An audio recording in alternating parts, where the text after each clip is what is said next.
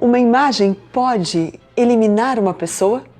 E um país pode ser eliminado por uma imagem? Hoje, em nossas conversas literárias, vamos falar acerca do conto O Espelho, de Machado de Assis.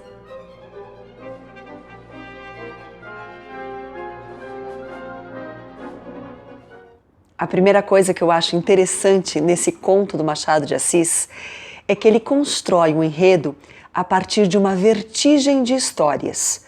O que quer dizer isso? Que ele conta uma primeira história que é acerca de 4 ou 5 pessoas que estão filosofando acerca de temas muito importantes do universo, e depois aquele homem que está lá dentre essas 4 ou 5 pessoas cochilando é que começa a nos contar as verdadeiras histórias que nos interessam. Que histórias são essas? Bom, primeiro a de uma senhora e depois a sua própria, de 25 anos atrás. Ele diz o seguinte: pela minha parte, conheço uma senhora, na verdade gentilíssima, que muda de alma exterior 5, 6 vezes por ano. Durante a estação lírica, é a ópera. Cessando a estação, a alma exterior substitui-se por outra. Um concerto, um baile do cassino, a Rua do Ouvidor, Petrópolis. Olha que coisa interessante que o Machado de Assis faz aqui. Ele coloca pra gente, na boca do Jacobina, uma crítica acerca das pessoas que vão aos seus concertos, às suas óperas, bem a gosto dos realistas que acabam criticando os teatros românticos. Mas aqui existe um outro elemento bastante importante. Essa senhora muda a alma exterior conforme o que está acontecendo. Então perceba, nós temos aqui um Machado que está criticando as pessoas que vão trocando de feição conforme o lugar em que elas estão. E se naquela história o narrador falava, discutia como os papéis sociais podem modificar a alma da pessoa, alma exterior, na segunda história, a principal, Jacobina vai falar de quando ele tinha 25 anos, distanciado no tempo acerca da sua própria condição, e falar para a gente como ele, alferes, foi eliminado. Sim, o alferes elimina o homem. Vamos entender um pouquinho isso. Vou ler para você um outro trecho. O alferes eliminou o homem. Durante alguns dias, as duas naturezas equilibraram-se, mas não tardou que a primitiva cedesse à outra.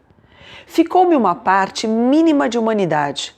Aconteceu então que a alma exterior, que era dantes o sol, o ar, o campo, os olhos das moças, mudou-se de natureza e passou a ser a cortesia e os rapapés da casa. Vamos entender o que está acontecendo nesse trecho e recordar um pouquinho do enredo. Jacobina foi nomeado para o posto de alferes e houve muito ranger de dentes, como na escritura. Novamente Machado de Assis nos trazendo ironia.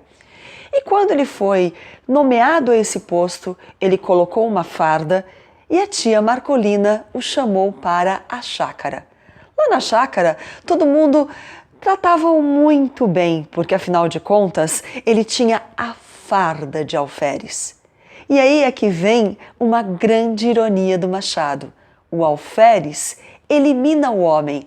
As pessoas que não olhavam muito para Jacobina começaram a olhar para ele e começaram a achar que ele era alguma coisa só por causa de uma farda de alferes.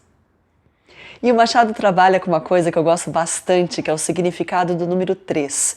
Ele diz que depois de 3 semanas, o alferes já era outro, Jacobina já era outro. E esta imagem dele passou a ser tão respeitada pelas pessoas que ele começou a se sentir realmente uma pessoa mais importante. Mas aí veio a decadência. A tia Marcolina, ela vai sair da chácara e deixar Jacobina dentro daquele lugar sozinho. Os escravos fogem. Jacobina teria que cuidar da chácara para a tia Marcolina. Mas não há o que fazer. As plantações não podem ser colhidas e até aquelas pessoas que vinham fazer saraus desaparecem. Jacobina percebe então a sua insignificância, a insignificância da alma exterior, e ele inclusive esquece a sua farda de alferes. Tic-tac, tic-tac, never, forever, forever, never, tic-tac. No diálogo do abismo, o Machado coloca o Jacobina como se fosse Barba Azul, se perdendo diante das coisas. A intertextualidade vem aqui trazer para a gente um homem que não sabe mais quem é.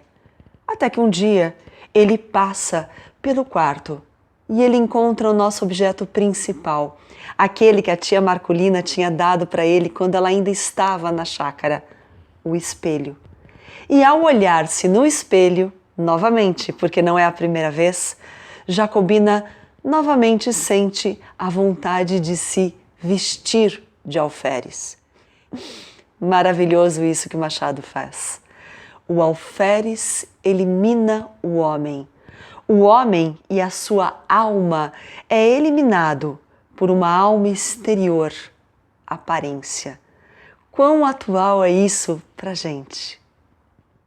Alfredo Bozzi, ao analisar o espelho, diz o seguinte pra gente: o espelho leva a corrosão da suspeita ao âmago da pessoa, mostrando exemplarmente como o papel social e seus símbolos materiais, uma farda de alferes, por exemplo, valem tanto para o eu quanto a teoria clássica da unidade da alma. Sim, a teoria da unidade da alma, aquela teoria do homem que estava cochilando, na verdade é uma grande brincadeira do Machado. Assim como é uma grande brincadeira no meio do conto ele dizer pra gente que mulas filosofavam. Uma outra análise bastante comum do conto O Espelho é que Machado de Assis estaria falando do ser e parecer, não do ser humano, mas sim do Brasil da sua época. E essa análise trata exatamente do espelho e da aparência que esse objeto possui.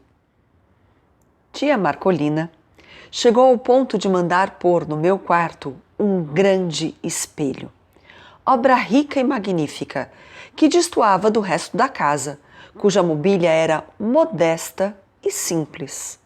Era um espelho que lhe dera a madrinha e que esta herdara da mãe, que o comprara a uma das fidalgas vindas em 1808 com a corte de Dom João VI. Não sei o que havia nisso de verdade, era tradição. O espelho estava naturalmente muito velho, mas via-se ali ainda um ouro comido em parte pelo tempo, uns delfins esculpidos nos ângulos superiores da moldura. Tudo velho, mas bom. O conto O Espelho foi publicado por Machado de Assis em 1882, quando o Brasil vivia o Segundo Reinado. E o objeto que ele coloca nesse conto, esse espelho, percebam que foi trazido pela corte de Dom João VI em 1808. A gente está trabalhando aqui com uma alegoria maravilhosa. O Machado coloca para gente que esse espelho já está comido, o ouro já está comido. É uma obra rica e magnífica que destoa do resto da casa. Sim, destoa do Brasil simples. Aquele espelho já não tem mais significado. É o Machado de Assis criticando o Segundo Reinado, que está vivendo de coisas do passado e que não tem o menor sentido de existir. No ensaio Instinto de Nacionalidade, o próprio Machado de Assis nos coloca: o que se deve exigir do escritor, antes de tudo, é certo sentimento íntimo que o torne homem de seu tempo e de seu país. O espelho, portanto, também retrata o tempo no qual Machado de Assis está. E ele, Machado, à sua maneira cética, vê aquele tempo e vê o nacionalismo de uma maneira um tanto quanto irônica. Acerca disso, John Gladstone diz: Machado só pôde abordar a questão da nacionalidade com bastante ceticismo e até mesmo com um humor irônico, que mais tarde dotaria da sua maior sutileza, visando efeitos mais contundentes. É isso. O espelho pode eliminar o homem, mas também pode eliminar o próprio país. A imagem pode fazer com que as pessoas deixem de existir.